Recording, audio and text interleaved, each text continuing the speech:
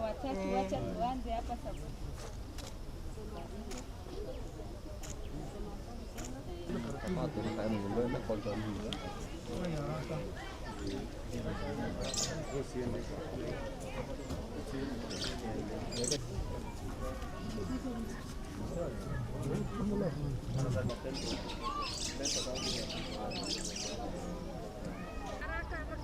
Na bado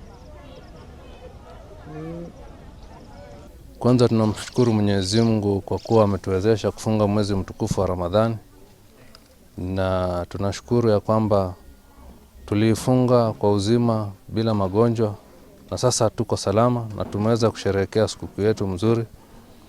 Na ndio kwa minajili kama wakati huu tunajiunga sisi kama familia, japo kuna janga la corona, tunashukuru sana kwa kuwa gavana wetu ameweza kutukumbuka kwa chakula kidogo.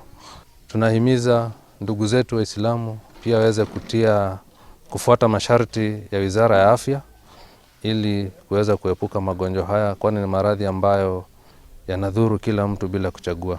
Ningependa kuwashauri viongozi, hasa wale wa kisiasa, tuache siasa ambayo itaharibu maendeleo katika kaunti yetu. Warudi katika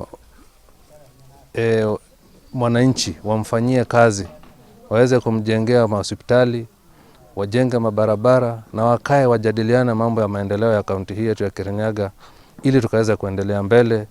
Ndio itakapofika wakati wa siasa, kila mtu ataonekana na kazi yake. Acha ni shoot, tutaongea.